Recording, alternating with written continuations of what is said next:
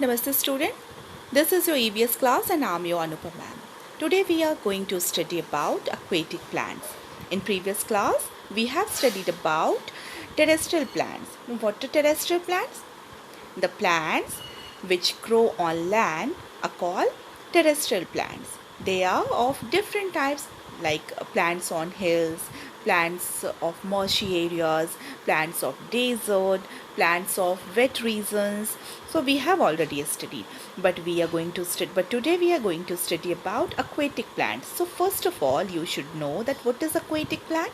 The plants grows in pond, lakes and other water bodies are called aquatic plant.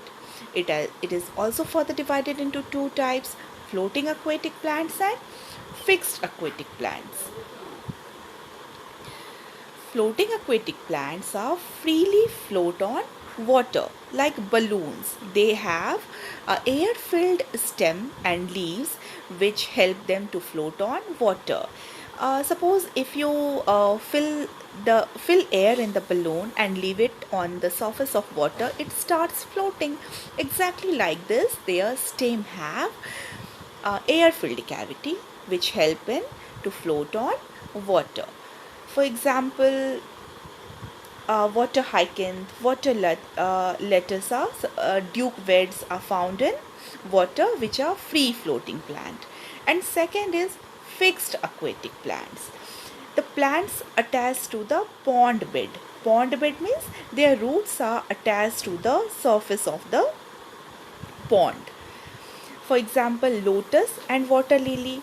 You can see lotus and water lily over water, outside the water, but their roots are attached to the soil of the pond. It is called pond bed.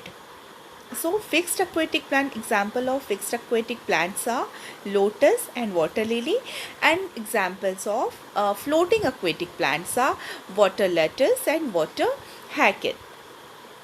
Next is underwater plants. Underwater plants grow underwater. So these plants are called underwater plant. You can't see these plants floating over the water. Okay. For example, hydrilla. These hydrilla has pointed and strap-like leaves. You can visit Google, search on Google this hydrilla plant, and you can see, because in the water pond pond and lake you can't see these plants because these are underwater plants. So today we have studied about aquatic plants, which are divided into two types: floating aquatic plants and underwater aquatic plants. Floating aquatic plants float on water. Now how they are able to float on water? Because their stem is filled with air cavities. Their leaves have waxy layer over it. Waxy layer of the leaves does not allow water to remain over the leaf, and it prevent the leaves or plant to decay. इसे सड़ने नहीं देता पानी में. अगर आप कुछ भी चीज़ देंगे तो पानी में ज़्यादा दिन रहेगा तो वो डिके हो जाता है, सड़ जाता है. But waxy layer of the aquatic plants does not allow water to remain on the leaves and prevent them to decay. So, and underwater plants are plants that grow underwater are called underwater plant. It is clear from its name only, and these are an example is hydrilla. Hydrilla is an example of underwater plant.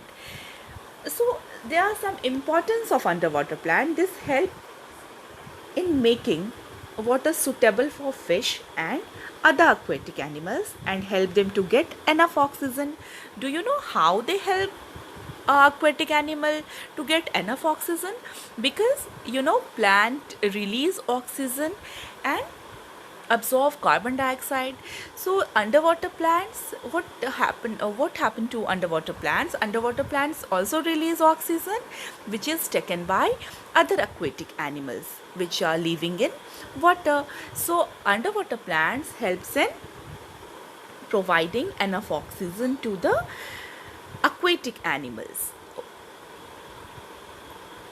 That's it for today. So let's see your assignment.